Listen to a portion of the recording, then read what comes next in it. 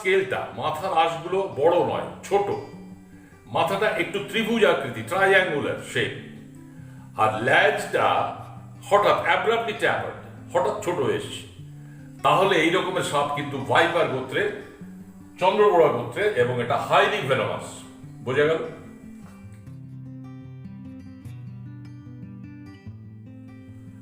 আচ্ছা, তাহলে ভাইপার বোঝা গেল, চন্দ্রবোড়া বোঝা গেল। এবার আসি মাথার আঁশ। মাথার আঁশটা ছোটও হতে পারে, বড়ও হতে পারে। ছোটও হতে পারে, বড়ও হতে পারে। কিন্তু ওর নাক আর চোখের মাঝখানে একটা গর্ত আছে। নাকটা আর চোখ, এই দুটোর মাঝখানে একটা গর্ত আছে, যেটাকে পিট বলা হয়। যদি এটা থাকে তাহলে সেটা নিঃসন্দেহে পিট ভাইপার, বাংলায় বলে তাপচক্ষু ভাইপার, এবং সেটা বিষধর, ভেনোমাস।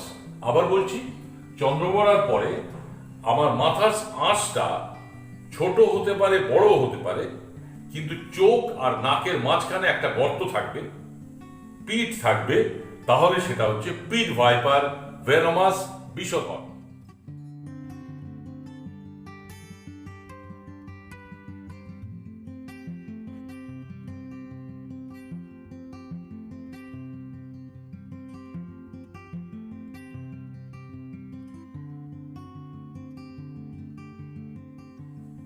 এবার আসি হেড স্কেল। মাথার আঁশগুলো বড়। মাথার আঁশগুলো যদি বড় হয়, ল্যাজ ও গোল, তারপরে দেখছি কি ঘটে।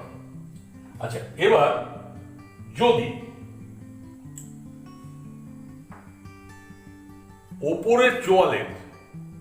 ওপরের চোয়ালের 3 নম্বর আঁশটা, থার্ড আপার শিল্ড, 3 নম্বর আঁশটা যদি চোখকে স্পর্শ করে থাকে, ওপরের চোয়ালের যে এখান দিয়ে আঁশগুলো আছে, প্রথম থেকে 1, 2, 3, এই 3 নম্বর আঁশটা যদি চোখকে টাচ করে থাকে, স্পর্শ করে থাকে, তাহলে সেটা হতে পারে কোবরা, মানে গোখরো, অথবা কোরাল স্নেক, বা বাংলায় বলে প্রবাল সাপ।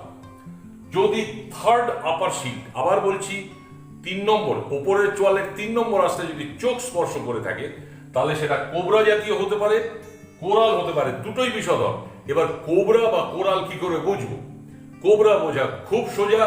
কোবরার হুড থাকবে, ফনা থাকবে, মারাত্মক বিষধর। হুড, ফনা থাকবে, সেটা মারাত্মক বিষধর।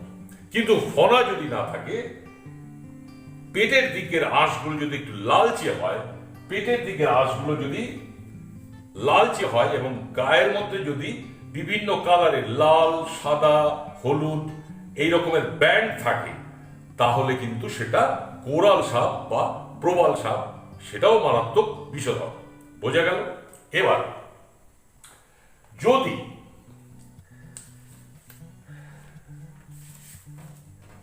পিঠের আঁশটা, শিরদাঁড়ার ওপর দিয়ে যে আঁশটা গেছে, সেটা যদি হেক্সাগোনাল হয়, মানে ষড়ভুজ এই রকমের আকৃতি, 6টা বাহু, হেক্সাগোনাল, এবং পেটের দিকে যে অ্যানাসটা রয়েছে, ক্লোয়েকা বা অ্যানাস, সেই অ্যানাসের পরে লেজ পর্যন্ত আঁশগুলো যদি পুরো এন্টায়ার হয়, দ্বিধাবিভক্ত নয়, ডিভাইডেড নয়, পুরো এন্টায়ার আঁশ, এই দুটো যদি আমি লক্ষণ দেখতে পাই, পিঠের আঁশটা, আমি আবার বলছি, পিঠের আঁশটা হেক্সাগোনাল, ষড়ভুজ, এবং অ্যানাসের পরের আঁশগুলো এন্টায়ার, পুরোটা, এ মাথা থেকে ও মাথা, তাহলে কোনো সন্দেহ নেই সেটা হচ্ছে ক্রেইট, অর্থাৎ কালাচ, শাখামুটি, মারাত্মক বিষধর। বোঝা গেল? এবার 1 আর 2, ল্যাজ গোল, 1 আর 2 কোনোটাই আমি পাচ্ছি না। ষড়ভুজ হেক্সাগোনাল পাচ্ছি না পিঠের আঁশ, ল্যাজের আঁশ এন্টায়ার নয়, ফনা নেই, কোনো ব্যান্ড নেই, কালার ব্যান্ড নেই, তাহলে সেটা নন ভেনোমাস। 1 আর 2 লক্ষণ যদি না থাকে, তাহলে সেটা সম্পূর্ণ নির্বিষ সাপ, নন ভেনোমাস। তাহলে নির্বিষ সাপের আমি কি পেলাম? 1 আর 2 যদি না থাকে, তাহলে সেটা নন ভেনোমাস। আর পেটের আঁশ যদি ছোট হয়, আবার বলছি, পেটের আঁশ যদি ছোট হয়, এ মাথা থেকে ও মাথা নয়, লম্বা কিন্তু ছোট মাঝখানে, তাহলে সেটা নির্বিষ সাপ। এটা একটা সুন্দর ছক কর্নেল ওয়াল আমাদের দিয়েছিলেন, এটা আমরা আজকে শিখলাম। এরপরে স্কেল নিয়ে আমরা আবার পরবর্তী এপিসোডে আমরা আস্তে আস্তে করে বলবো। স্কেলটা খুব কঠিন এবং সারা দেশে এত প্রজাতির সাপ আমরা একটা দুটো করে চিনতে পারবো এবং সেটা চর্চার মাধ্যমে আমাদের মনে রাখতে হবে। Thank you very much. Please subscribe the channel and watch the video. Thank you very much.